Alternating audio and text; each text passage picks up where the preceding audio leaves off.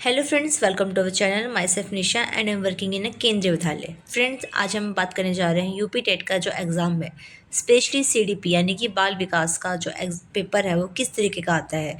इस वीडियो में मैंने प्रीवियस ईयर क्वेश्चन जो कि 2021 में पूछे गए थे उसको भी इंक्लूड करा है। So let's begin. सबसे पहले जितना मैंने ऑब्जर्व करा है और जितना मैंने एनालाइज करा है उस हिसाब से जो यूपी टेट है उसमें जो सीडीपी का पार्ट है उसमें फैक्चुअल जो क्वेश्चन है वो 95% है। मैक्सिमम जो क्वेश्चन है वो फैक्ट पे बेस्ड है, ना कि कॉम्प्रिहेंसिव अंडरस्टैंडिंग पे बेस्ड है। उन्होंने डायरेक्ट डाटा पूछा है कि कोई टीचिंग मेथड जो है किसने दिया है, शिक्षण विधि किसने दी है। ठीक है, इस तरह के जो क्वेश्चन है डायरेक्ट क्वेश्चन पूछे गए हैं, फैक्चुअल डाटा पूछा गया है यूपी टेट में। और जबकि सी टेट में ये इस तरह की जो डायरेक्ट क्वेश्चन है वो नहीं आते, फैक्चुअल क्वेश्चन कम आते हैं, comprehensive based understanding based question ज़्यादा आते हैं। और अंडरस्टैंडिंग बेस्ड है वो लगभग 5%। आई थिंक ये भी ज़्यादा हो गया हो, क्योंकि मैंने जितने 10 क्वेश्चन देखे होंगे मैंने एटलीस्ट 10 क्वेश्चन में सिर्फ एक क्वेश्चन मैंने अंडरस्टैंडिंग बेस्ड देखा है। ठीक है, अगर 30 क्वेश्चन में से सिर्फ 3 से 4 क्वेश्चन या 5 क्वेश्चन ऐसे आते हैं तो मैं कह सकती हूँ कि मैक्सिमम टू मैक्सिमम 5% क्वेश्चन जो आपके अंडरस्टैंडिंग बेस्ड आएंगे। अदरवाइज पूरा पूरा एग्जाम आपका सीडीपी का फैक्चुअल बेस्ड होने वाला है। अब आपको लगेगा कि न्यू एनईपी आई है तो मे बी उसके बाद कुछ चेंजेस हो। हाँ, चेंजेस होने की संभावना है, हो सकता है कि 7-8 क्वेश्चन आ जाए आपके अंडरस्टैंडिंग बेस्ड। और पर मैक्सिमम जो पैटर्न रहा है यूपी टेट का, यूपी टेट के अलावा किसी भी टेट का जो पैटर्न रहा है उसमें जो अंडरस्टैंडिंग बेस्ड क्वेश्चन होते हैं ना वो बहुत कम होते हैं। चाहे वो हरियाणा टेट हो, यूपी टेट हो, राजस्थान का हो। ठीक है, सी टेट का पैटर्न और स्टेट टेट का पैटर्न जो है ना अलग होता है। ठीक है, तो आपको क्या करना है, आपको मेनली फैक्चुअल क्वेश्चन पे फोकस करना है। ठीक है फ्रेंड्स, अब मैं बात करती हूँ कि आपको किस किस चीज़ को देखना है। क्योंकि आपको पता है कि आपके यूपी टेट के एग्ज़ाम ज़्यादा नहीं है, ठीक है, क्वेश्चन पेपर ज़्यादा नहीं है, तो आप प्रैक्टिस कैसे करोगे फैक्चुअल बेस्ड क्वेश्चंस के।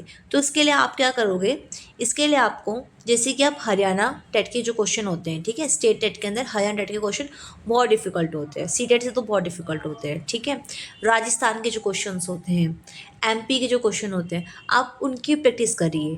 अगर जब आप इन टेट की प्रैक्टिस करोगे तो आपकी यूपी टेट की प्रिपरेशन और सुपर टेट की प्रिपरेशन अपने आप हो जाएगी। ठीक है फ्रेंड्स, अब मैं आपको कुछ क्वेश्चंस दिखा रही हूँ जो कि 2021 में आए हैं। मैंने उनके आंसर नहीं लिखे हैं, मैं चाहती हूँ कि आप खुद उन क्वेश्चन को सॉल्व करिए और कमेंट बॉक्स में आंसर बताइए कि आपके अकॉर्डिंग कौन सा आंसर सही है। इससे आपको ये भी आइडिया लगेगा कि आपके कितने क्वेश्चन सही है और कितने जो क्वेश्चन जो है आपने गलत अटैम्प्ट करे। तो इससे आपको ये भी पता चल जाएगा कि देखिए फैक्चुअल क्वेश्चन कैसे हैं और अंडरस्टैंडिंग बेस्ड क्वेश्चन कितने आए हैं। जैसे फर्स्ट क्वेश्चन है, ये 2021 में आ रखा है यूपी टेट में। निम्नलिखित में से कौन स्किनर द्वारा प्रतिपादित अधिगम सिद्धांत से संबंधित नहीं है। ठीक है, स्किनर ने जो अधिगम का सिद्धांत दिया है उनमें से कौन सा इसमें संबंधित नहीं है। क्रमादेशित निर्देश सामग्री, निजीकृत निर्देश, अनुकरण के माध्यम से सीखना या फिर व्यवहार संशोधन तकनीक। इसमें से जो आपको सही लगता है वो आप बताइएगा। नेक्स्ट क्वेश्चन है, निम्नलिखित में से किसने मनोविश्लेषणात्मक सिद्धांत प्रतिपादित किया है। फ्रॉयड ने, पेवलोव ने, गिलफोर्ड ने, थॉर्नडाइक ने। जिसने करा है आप बताइएगा। देखो ये सारी क्या फैक्चुअल बेस्ड क्वेश्चन है। नेक्स्ट क्वेश्चन है, निम्नलिखित में से विभेदक मनोविज्ञान के क्षेत्र के संस्थापक कौन थे। हॉलॉक, गाल्टन, वुडवर्थ या रॉस। नेक्स्ट क्वेश्चन है, निम्नलिखित में से कौन सा नाम प्रासंगिक अंतर्बोध प्रशिक्षण से संबंधित है। ऑलपर्ट, एच ए मरे, जुंग, उपयोगित में से कोई भी नहीं। जो भी आपको सही है लगता है वो आप बताइएगा। ग्राम वालेस ने रचनात्मक चिंतन प्रक्रिया को 4 चरणों में रेखांकित किया।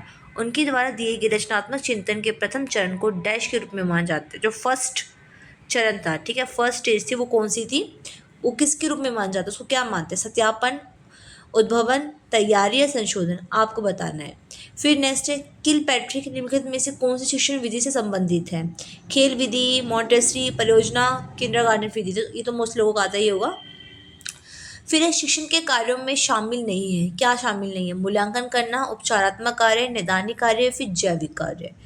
ठीक है फ्रेंड्स, तो इस टाइप के जो क्वेश्चन है आपके आ रखे हैं यूपी टेट 2021 में। निम्नलिखित में से किस मनोवैज्ञानिक ने उद्दीपक अनुक्रिया सिद्धांत प्रतिपादित किया है। तो आपको बताना है इनमें से किसने करा है। सो फ्रेंड्स, इन क्वेश्चन को करने के लिए सबसे पहले जो मोस्ट इंपॉर्टेंट चीज़ है वो आपको करना है अपना सिलेबस कंप्लीट।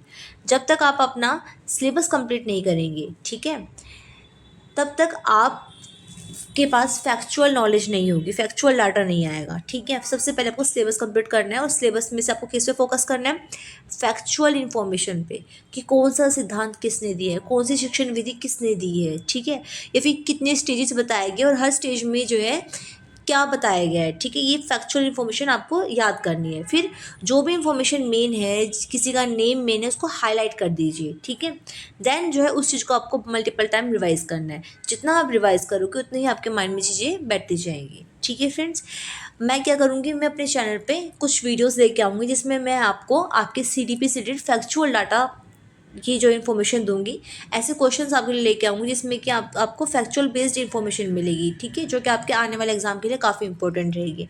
अगर आप इस चैनल पे न्यू हो और वीडियो आपको पसंद आ रही हो, then please do like share and subscribe my channel. आगे आने वाली सारी जो वीडियोज़ हैं, इंपॉर्टेंट इन्फॉर्मेशन है, ताकि आपको टाइम टू टाइम मिलती रहे। आज के लिए इतना ही। Thank you very much.